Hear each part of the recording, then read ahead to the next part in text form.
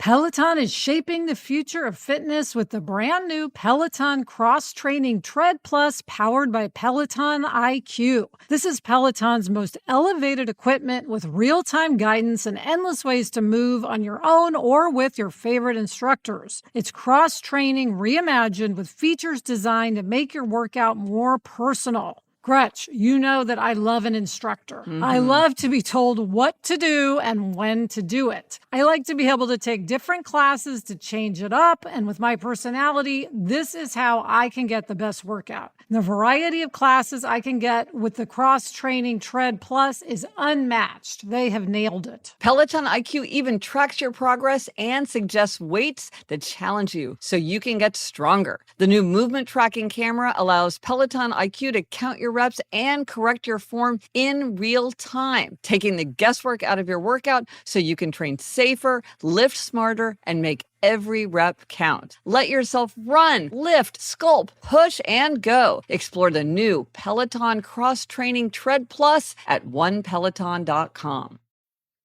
Gretch, we talk all the time about how important sleep is. It matters so much. And for me, now that Jack is back in school, I have to get up really early. It's even more important that I get a good night's sleep.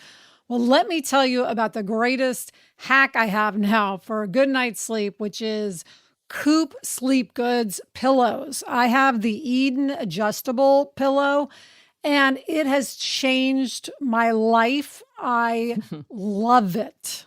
Well, you spend a third of your life in bed, and so having a pillow that's customized to your sleep style, whether you're a side sleeper, back sleeper, starfish, you can upgrade your pillows with Coop Sleep Goods.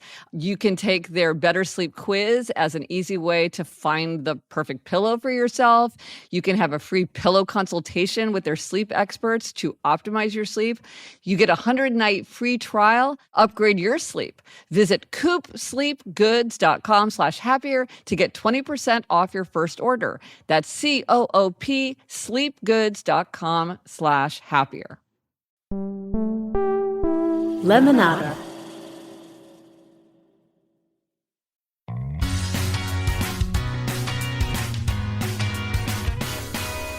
Hello and welcome to Happier, a podcast where we talk about how to be happier. This week, we'll talk about why we should invest in tools in a mindful way and why we might have less time than we think for something very important. I'm Gretchen Rubin, a writer who studies happiness, good habits, human nature, secrets of adulthood. I'm in my little home office in New York City, and joining me today is my sister Elizabeth Kraft, who's a TV writer. And Elizabeth, I was thinking of you because episode 555, this is episode 555, feels lucky, and it also makes me think of Hollywood. That's me, Elizabeth Kraft, a TV writer and producer living in LA. And yes, Gretchen, 555 is the standard number we use in television and movies because it's not something anybody actually has as a telephone number. So you don't risk giving out a number on a TV show and people calling it and bothering someone. Yes, you could imagine someone's distress and finding out that their home phone number was, in an episode of The Office or something like that, and everybody tried calling it. So It was so clever of them to set aside a whole bunch of numbers for that use. I love that. Yeah, you remember that song that was Jenny, who can I turn to? I think it was 8675309. Yes. That was always a story. Right. Well, before we jump in, we have an update from Danette, who has a travel hack that seems very useful. Yes, she says, we travel with our two now 20-something children and my parents who are in their 80s. So over the years, we've had a lot of experience with mishaps and inconveniences, particularly with air travel. We have fine-tuned our departure protocol to my husband and I acting as gate agent and luggage handler. The way it works is this. We start the night before with everybody making sure all their items are in order, me going through our written travel checklist. Upon the actual departure, my husband goes out by the car.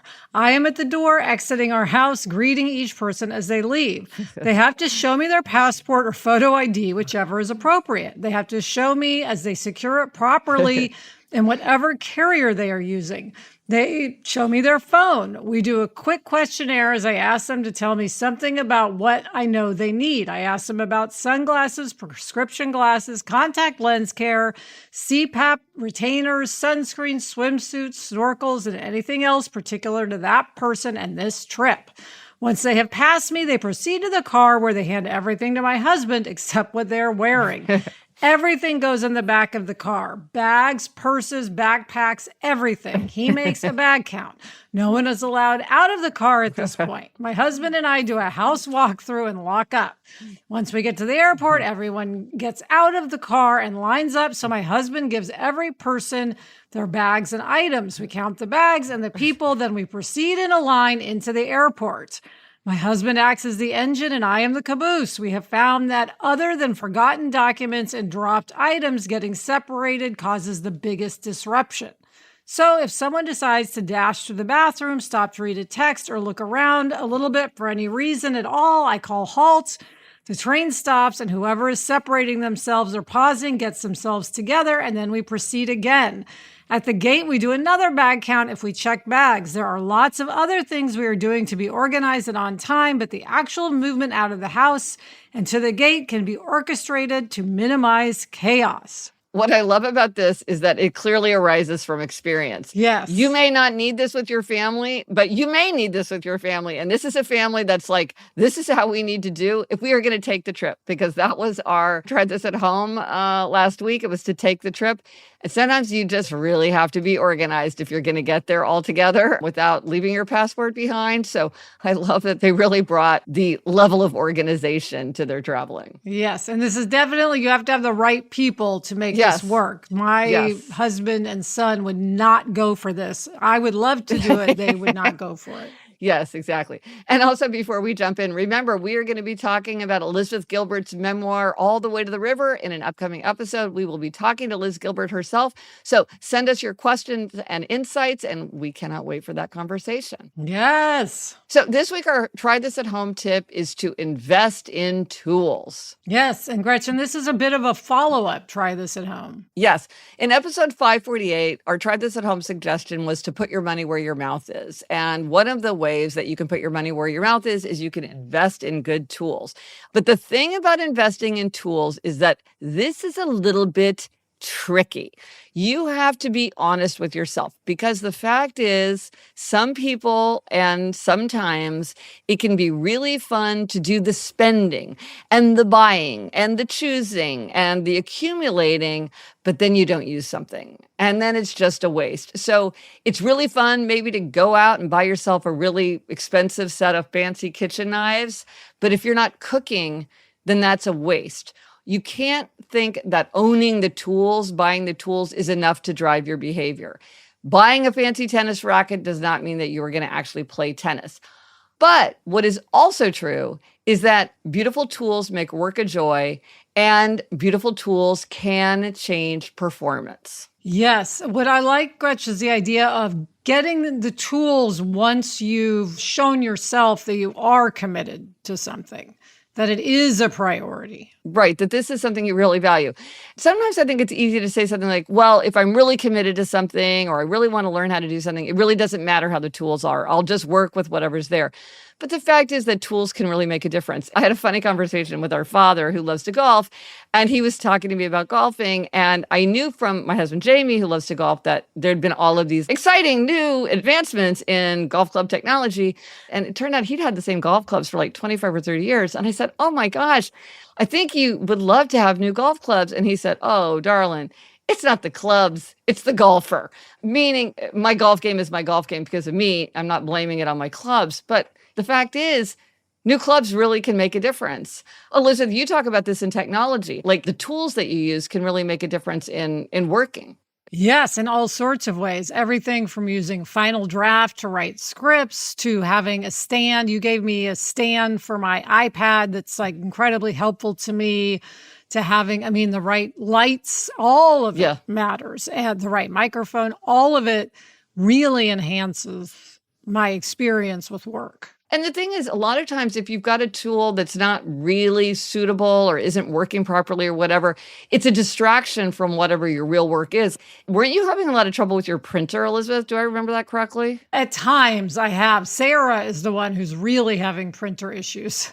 So we were talking about it on Happier in Hollywood. Yes. Well, that's a distraction. Instead of being focused on the work that she's really trying to do, she's spending all this time, and it's not good time. It's frustrated time. It's wasted time. If you've got a really uncomfortable chair, it's hard to keep your rear in the seat. Yes. Even apart from the hard work of writing, it's just you're uncomfortable, but a better chair makes it easier. And I found this with watercoloring. So when I started getting into watercoloring for this year, I really knew nothing about watercolor, so I had to read up on it and everything. And one of the things they say with watercolor is the tools really make a difference in how your painting will look. And then if you're not using the right paper that's meant for watercolor, or if you're using really inferior quality paints, you're really not going to get the result that you want, not because your technique isn't good, but just because the materials need to be of a specific kind in order to get the qualities of watercolor that you're aiming for. And so over and over, they're like, you really need to invest in sort of this level if you want to have a good result. Yeah, and I think you can tell what people are really into by what tools they buy over and over again. Like the person who has 8 guitars, it's pretty safe to say a priority for them is playing guitar. Right. And for them, buying a really great guitar could make a difference. Yes, and Gretchen, connected to both investing in tools and putting your money where your mouth is, our listener Rebecca had this to say. As you discussed putting your money where your mouth is, I had some thoughts as a music teacher dealing with parents who aren't sure what to invest in for this child and their instrument. This is my advice. Practicing a new music instrument at home between lessons is essential to learning, improving, and maintaining motivation for the student. That's number one. But buying instruments is expensive. Even vocal students want to practice with a microphone and amp. You will know after year 1 if your child will continue with this particular instrument. So for that year, rent, borrow, or buy the cheapest version possible. The instrument cannot be broken or out of tune, piano, or there can be no real learning, but cheap is just fine. If they continue for a second year, please upgrade their instrument. Often it is an inadequate tool that discourages from practicing more or limits the enjoyment. For band and orchestra, ask the teacher if there are better versions at the school or recommendations on where to buy used but quality instruments. This is true for private lessons on guitar or piano as well. Check online marketplaces or reach out to family and friends. Often someone is happy to part with a quality instrument if it's going to a good home. For piano, it is necessary to upgrade to an electronic keyboard with weighted keys or a real piano at this point. Otherwise, they will never learn how to play well. Used is perfect. If your child has continued for at least 5 years on an instrument and plans to continue, they are ready to spend the money on high quality to last a lifetime of enjoyment and learning.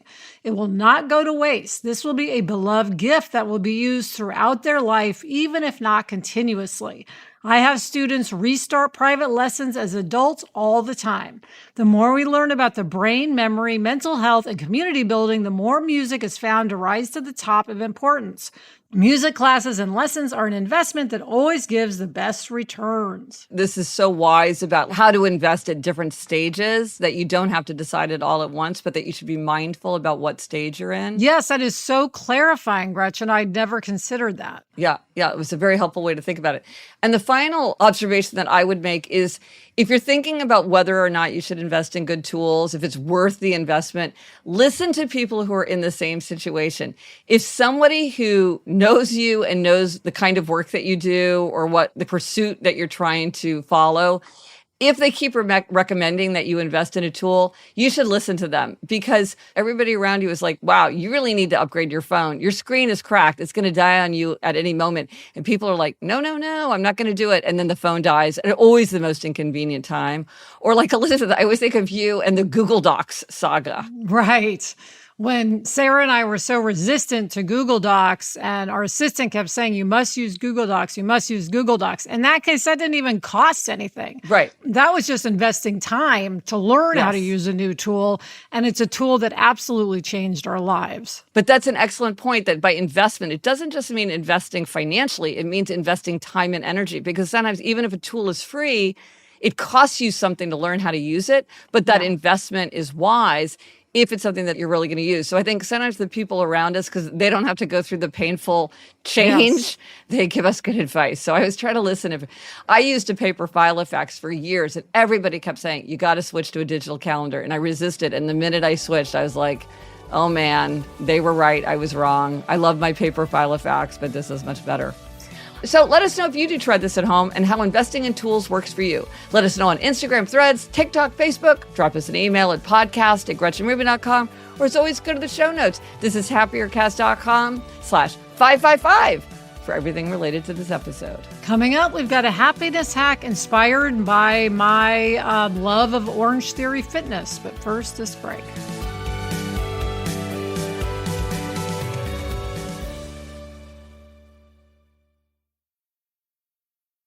From everyday dinners and effortless entertaining to unforgettable gifts, Omaha Steaks delivers the world's best steak experience. Gretchen, I have a teenage boy. He loves steak. He wants to eat steak almost every day if he can. And of course, having these amazing Omaha Steaks on hand is perfect for feeding him. They're just so good. And the early Black Friday sale is the perfect time to shop for the best deals. Orders placed by 6 p.m. Eastern ship the same day.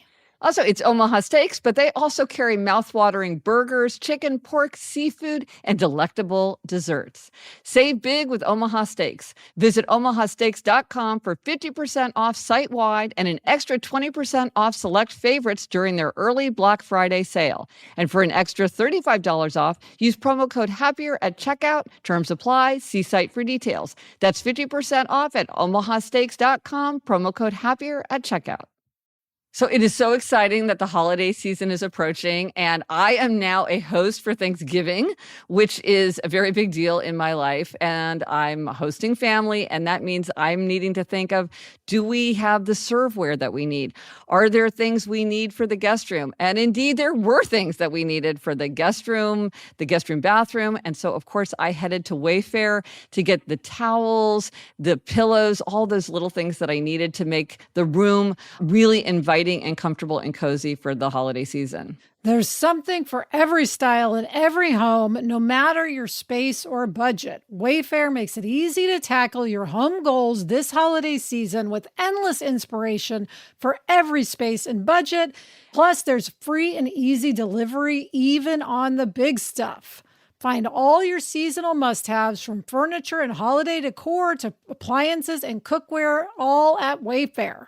Get organized, refreshed, and ready for the holidays for way less. Head to wayfair.com right now to shop all things home. That's WAYFAIR.com. Wayfair, every style, every home.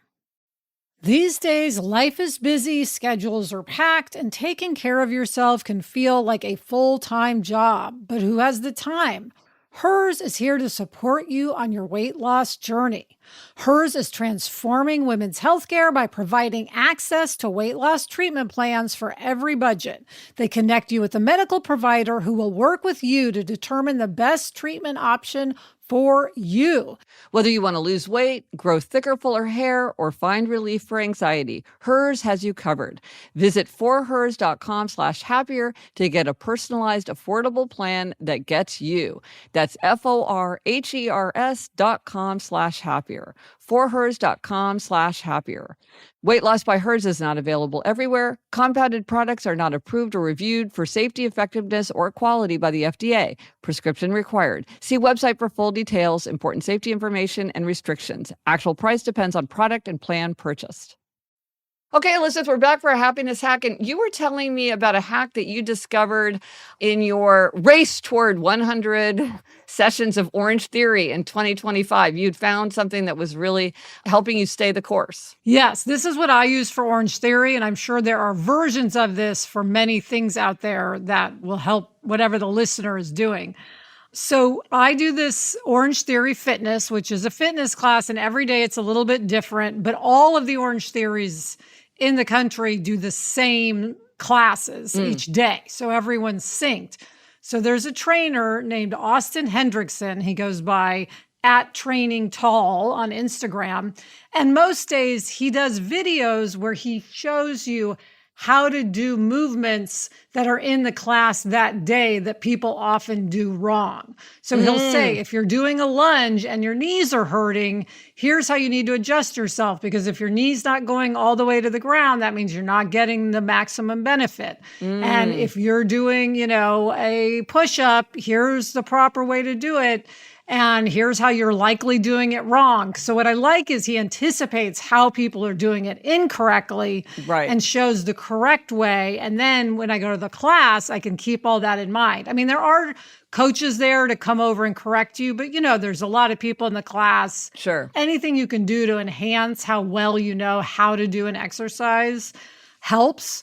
And I think that there are people like Austin, I'm sure, for all sorts of other exercise classes. And do you think that following Training Tall on Instagram has helped you stick to this very ambitious goal? Oh, yes, for sure. Because when I see him pop up, it puts in my mind, oh boy, I should go to Orange Theory today. Absolutely. It's almost like someone, watching me, even though he has no idea he's serving that purpose. I do feel like he keeps me honest, for sure. It's interesting because when you're an obliger, and it is a form of, I wouldn't call it imaginary accountability, but it does create an atmosphere of accountability.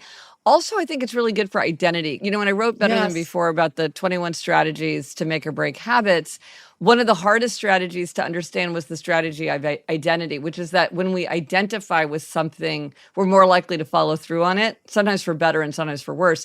But by following this is really part of your identity. I don't follow people who talk about Orange Theory because I don't do Orange Theory. Right. You've put yourself in the company of people who do Orange Theory, and you're learning about Orange Theory, and you're part of that. It's like Corgi Nation. Yes. And I think that helps.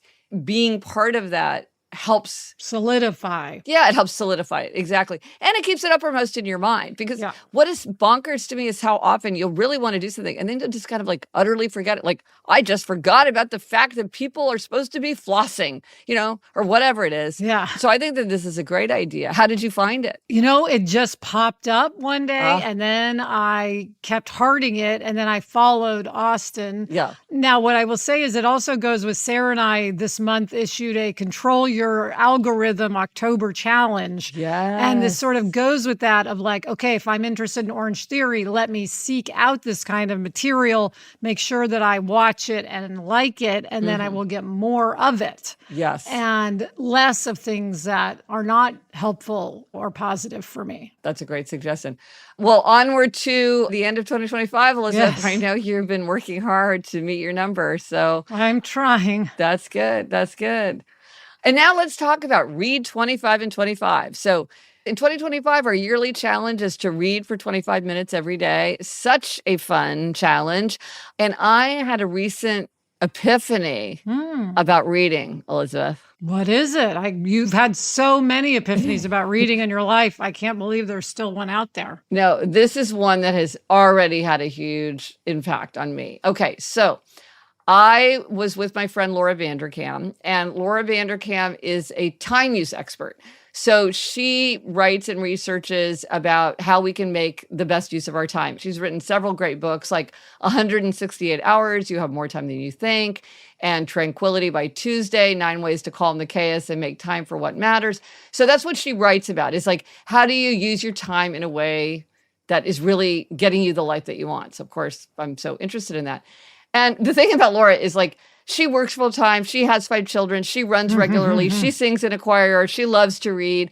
So she's somebody who like is really living it. She doesn't just talk about it. So I take what she says very seriously. So we go to this bookstore together. We're walking around. We're like analyzing the book jackets and we're swapping recommendations and everything. And I made some comment like, there's so many books to read in the world. It's so great. And she said something like, yeah, and we only have 2,600 books left. And I was like, wait, what are you talking about? That is not nearly enough for me. Yeah. 2,600 is not enough. And she goes, well, if you read a book a week for 50 years, that would be 2,600 books. Wow. And I thought, well, to be clear, I don't think that I have 50 years left. Right. But there's something about the 2,600. And this ties into my summer of Sundoku when I was trying to like weed through my piles. Often with a book, I'll always think, well, maybe this is the book that no one ever talks about, but I'll read it and it will just become one of my favorite books because that has happened to me. Mm-hmm. There are many books that I love, love, love that nobody in the world ever, as far as I can tell, has ever heard of. Mm-hmm. And then there's also a book where the whole book wasn't that good, but there was one germ of an idea or there was one metaphor or there was one vocabulary word where I'm like, I'm really glad I read that book because I really did gain this one thing. Now I'm always trying to stop reading a book if I don't like it, but I always want to stretch for a book that maybe isn't front and center of my most desirable stack. Mm-hmm. But if I'm spending all my time on these books that are like, well, maybe there's a germ of an idea in here. Oh, maybe there'll be one line that I'll write down in my quotations notebook. That maybe isn't good enough. Not with just 2,600 left. There's just 2,600 left. So I went through my shelves because, I've been trying to weed them and try and weed them. And I took out a whole other big stack. Oh, great. They just don't make it into 2,600. Well, and it definitely helps with what you just mentioned also of not finishing a book that you're not interested in. So don't start a book you're not interested in. Yes. Don't finish a book you're not interested in. Move on to the next one, and then you don't have to count that as one of your 2,600. Now, lucky for you, Gretch, you can sometimes read 5 books in a week. So at least you'll make up some ground there, even if you don't have the full 50 years left. But I hear what you're saying. What you said, though, Elizabeth, is a very helpful reframing because with me, if I read half of it, I know that part of the reasons that it's hard for me not to finish it, even if I don't 100% enjoy it, is that I want the credit for it. Like, I just want the psychological credit of like, I finished it. Yeah. At the end of the month, when I take my picture of my book stacks, I get credit for it. Whereas if I put it down without finishing it, I don't get credit for it. I'm reading a book right now. I won't name names, but I'm like, it was perfectly enjoyable, but I have no desire to finish it. It was good. I'm glad I read half of it, but there's just going to be more of the same, I think. But maybe not. But I don't feel like keeping reading it. I'm not interested in it anymore. But now, see, you've reframed it so I get credit for that. Because if I don't read it, then it doesn't go off my 2,600. Yes. It's like a freebie. Yes. I've kept that slot open. Which, of course, is completely irrational. But I can see that will help my mind where I'll be like, okay, let me keep that for a book that I really want to finish. And I love to reread. So I don't even have 2,600 new books because I love to reread. Right. I love to read and I think about reading, but I always thought of it as something like an inexhaustible resource because you'll never come to the end of the books that you want to read, but I will come the end of my time. Right. And so I just need to make better decisions. Well, I feel confident you'll get to more than 2,600, but nonetheless, it's a finite number. I can read the mediocre books at the end. Yeah, there you go. It's like, okay, this is the stack that I'll read when I get down to 100 left. Yes, absolutely. Good idea. Yeah. So anyway, thank you, Laura Vanderkam, for giving me a startling revelation about mortality. Love it. All right, Gretch, coming up, you mentioned flossing. You have a flossing demerit. But first, this break.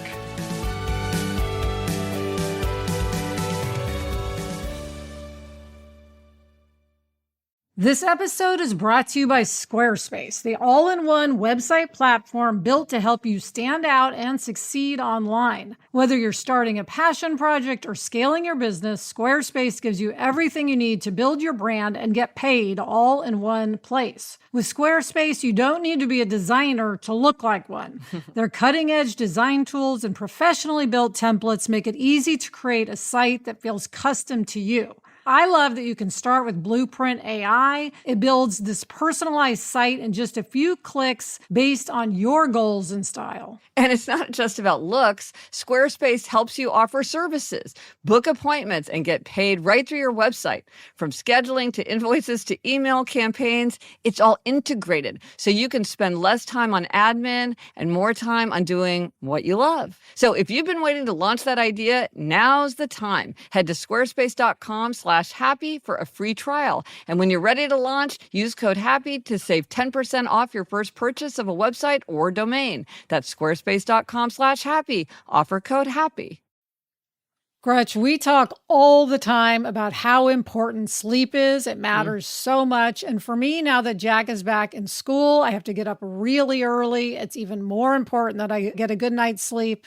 Well, let me tell you about the greatest hack I have now for a good night's sleep, which is Coop Sleep Goods pillows. I have the Eden adjustable pillow, and it has changed my life. I love it. Well, you spend a third of your life in bed, and so having a pillow that's customized to your sleep style, whether you're a side sleeper, back sleeper, starfish, you can upgrade your pillows with Coop Sleep Goods. You can take their Better Sleep quiz as an easy way to find the perfect pillow for yourself. You can have a free pillow consultation with their sleep experts to optimize your sleep.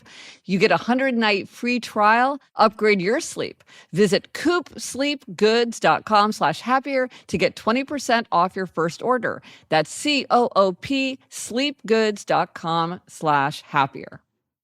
Gretch, you know how much I love Audible. Audiobooks are such a huge part of my life. I'm always telling people to start listening to audiobooks. What I love is that Audible has something for everyone. My most recent book I have teed up to listen to is Fourth Wing by Rebecca Yarros. I am a huge romance lover, have been since I was 12 years old, and I've heard so much about this book. I cannot wait to start listening. Yeah, that's the great thing about Audible. They have whatever you're in the mood for. You can hear modern rom-coms from authors like Lily Chu and Ali Hazelwood, the latest romantasy series from Sarah J. Maas and, yes, Rebecca Yarros, and Regency favorites like Bridgerton and Outlander, plus all the really steamy stuff. Whatever you're looking for, you can find the audiobook you will love. Your first great love story is free when you sign up for a free 30-day trial at audible.com/happier. Okay, we are back with demerits and gold stars. And this week, Gretchen, you are up with a happiness demerit. Yes, so flossing. So clearly flossing is on my mind because something mysterious happened to me with flossing. You don't often think of mystery in flossing, but you'd been talking about how you were trying to floss more because you need to floss twice a day. And as you were talking about it, it occurred to me, and this was a while back. Maybe was that on your 25 for 25 list that we were talking about it? I think it might have been last year. It's been a while. Yeah. Okay. Well, whenever you started talking about it, it occurred to me like, oh, I forgot about flossing. I use those picks, but it's a good idea to floss too. So I just started flossing, and it was kind of a magical thing where just the idea that you had not even saying it to me, just talking about it for yourself, got me back in the habit of flossing. And it came back very easily because flossing is a tough habit, I think, for a lot of people. But all of a sudden I was just flossing. Floss, floss, floss. So this goes on. And then what happened? I don't know. I just stopped flossing. I didn't notice. It has been a long time now since I was flossing. My eye finally caught on it in the bathroom, and I thought, oh my gosh, I just forgot about flossing. And this is what is mysterious to me, is you can do something faithfully for such a long time, and then you just forget about it. I mean, it wasn't even like I was like, oh, I've been so good about flossing, I need to give myself a break, or I'll be so good starting next month, I'll start then, or, life's too short to spend my life flossing away. I just forgot about flossing. My guess is it happened when you had a cold. You had a cold a while back, and I bet during that time, you were either too tired or the idea of flossing just seemed gross when you're sick sometimes. And I bet you just stopped doing it and forgot about it while you were sick. Because that was at least a week. Yes.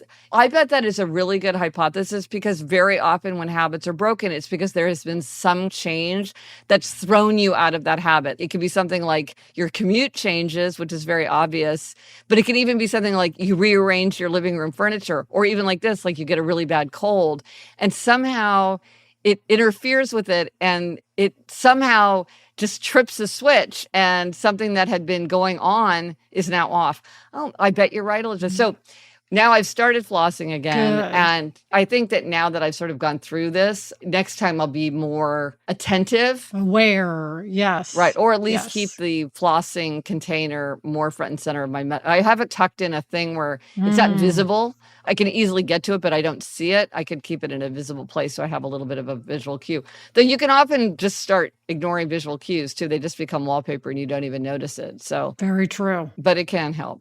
But Elizabeth, what is your gold star? Take us up. Well, Gretch, I want to give a gold star to the people who are organizing the class trip that my son is about to go on. Jack's about to go on. It's a camping trip and Ooh. it's 4 nights, no running water. And they sent a very specific packing list. And that's my gold star is for this very specific packing list. Now, I must say it is a very daunting list.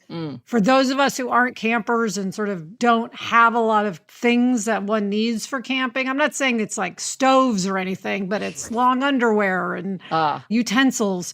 Things like that. But having this very specific list is like a security blanket because I would have no idea what to send him with if I did not have this list. But as a result, I can be very methodical in prepping for this camping trip. So I'm very grateful for it. And it's saving me from having to survey everyone I know for what they think we should bring. This way, I just know what I need and I can go about assembling the list. Right, like you'd call somebody like, oh, I know, you had a kid who did it 2 years ago. What do you wish you'd remember? pack? Like, oh, let me look it up in my notes on my phone. And well, I think you need to channel a little bit of Danette's energy going through the list and checking it and not letting Jack leave the car. Yeah, exactly. We're putting everything in the trunk.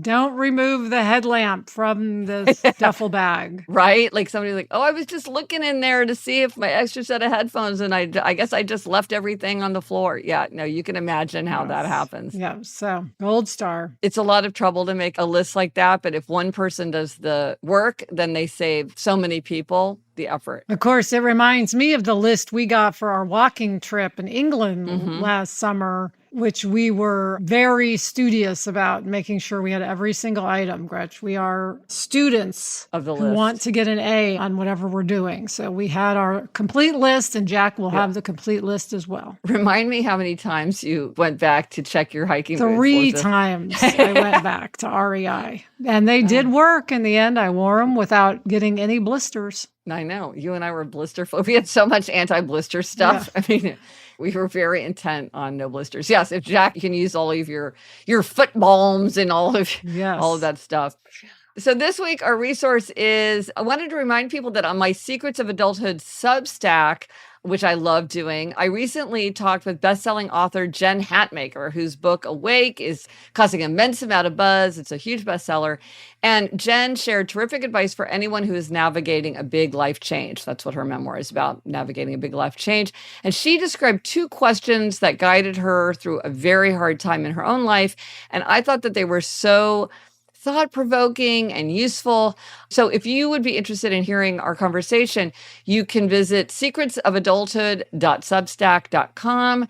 And if you want to hear more conversations like that, you can subscribe there. Also, Elizabeth has her Substack, Happier in Hollywood.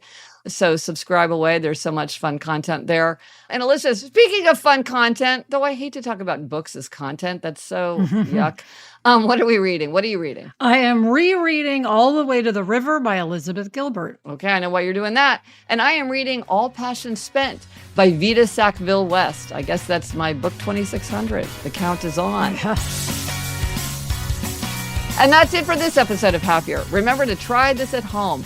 Invest in tools. Let us know if you tried it and if it worked for you. Thank you to our executive producer, Chuck Reed, and everyone at Lemonada. If you haven't subscribed to Lemonada Premium yet, now is the perfect time.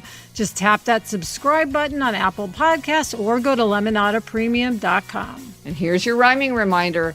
If you like the show, tell others you know. Please do it. We love word of mouth. Word of mouth is the best. Indeed. Until next week, I'm Elizabeth Kraft. And I'm Gretchen Rubin. Thanks for joining us. Onward and upward.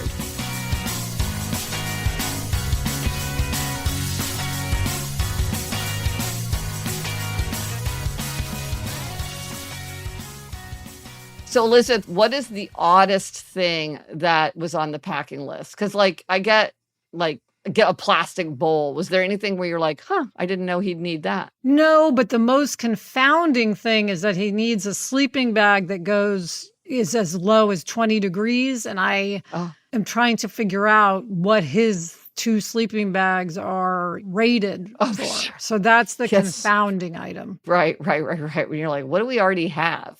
Yes, I don't want to buy another sleeping bag if I don't need to.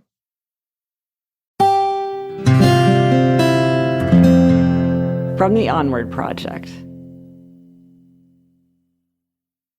Hi, Gretchen, Craig Robinson, and my little sister Michelle here. We host a new podcast called IMO with Michelle Obama and Craig Robinson. We know you're the queen of giving advice, so we wanted to get a few tips from you. You know, Gretchen, a lot of our listeners are going through some major life changes. What advice do you have for folks who are trying to stay grounded in the midst of major life transitions? Craig and Michelle, I am so happy to be talking to you. Here are a few questions that might help us gain perspective. So consider questions like this. What activities take up my time but are not particularly useful or stimulating for me? Do I spend a lot of time on something that's important to someone else, but is not very important to me? If I could magically change one habit in my life, what would I choose? And here's a question. Would I like to have more time in solitude, restorative solitude, or would I like to have more time with friends? Just thinking about questions like this can help us start to figure out how we might make our lives happier. With greater self-knowledge, we're better able to make hard decisions that reflect ourselves, our own nature, our own interests, our own values. In my own case, I have found that the more my life reflects my nature, the happier I get, and the more grounded I feel when I'm going through a period of major change or transition. For more great advice, search for IMO with Michelle Obama and Craig Robinson wherever you get podcasts. You can listen to Issa Rae on letting go of certain friendships, Kiki Palmer on why disappointment is actually the key to career success, Seth and Lauren Rogan on caring for aging parents, and so many more.